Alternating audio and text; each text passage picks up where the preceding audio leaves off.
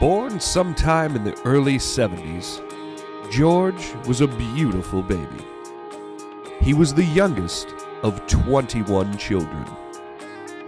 But even with so many siblings, he stood out and was a happy little boy.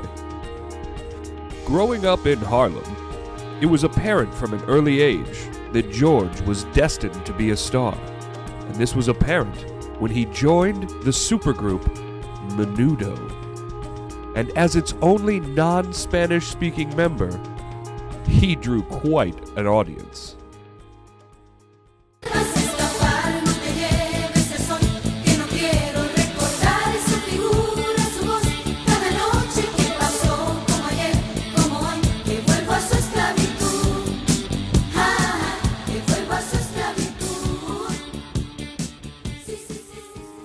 After being with the group for almost 10 years, George was asked to leave the group after an incident with Ricky Martin, so he moved on to high school, where he would meet future longtime friends Dallas and Dadia.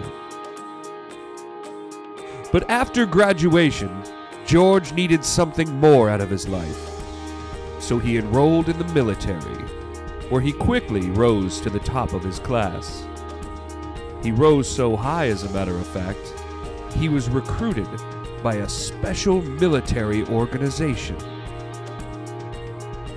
This organization taught him such covert tactics as desert warfare,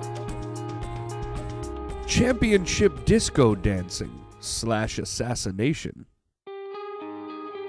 underwater Greek unorthodox priest.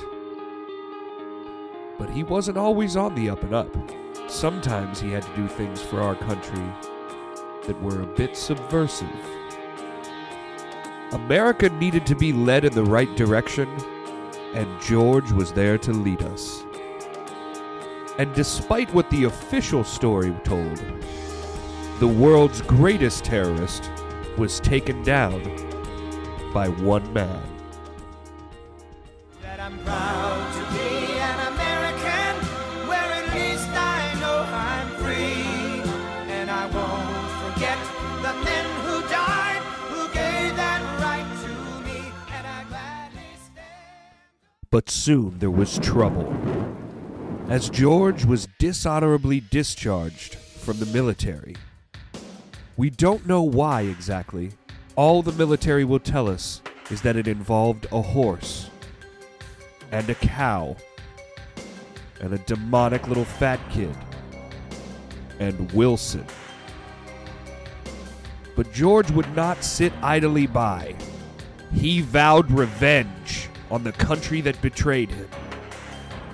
So he joined an ex-military group in the LA Underground. But that didn't last long, because he had a visitor. His cousin from the Greek island of Mypos came to live with him. And when he did, he taught him some valuable lessons on life and following your dreams. And that's when George realized he was going to follow his dreams. And he was on a path to meeting all kinds of people, political figures, celebrities. Then George dabbled in conspiracies and aliens, before moving on to making the most successful calendar of all time. So the only question remains, what's next for this amazing man? All signs point to that he's moving to the Rocky Mountains, to Colorado. What signs? Well, we talked to his future roommate, Dustin, and here's what he had to say.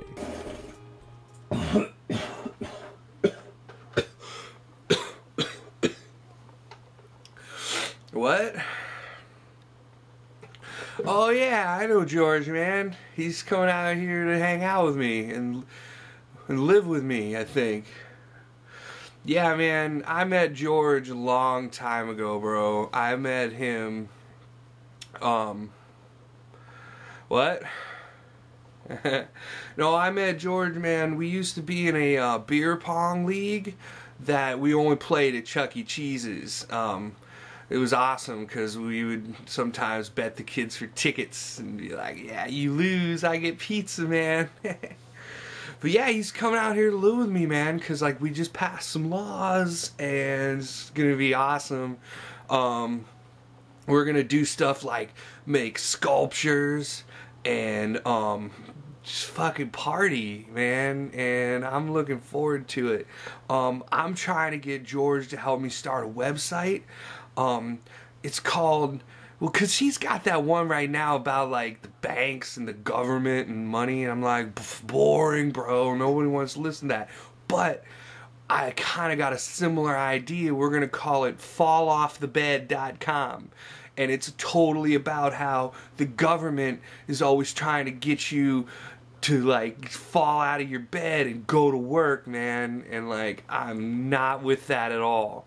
So yeah, he's coming out here to live with me, and we're gonna party, man. Cause like all the time people are just like, oh, dude. I'm like, relax, man. We're gonna have fun. So yeah, what was the question? Well, there you have it. What a wonderful life.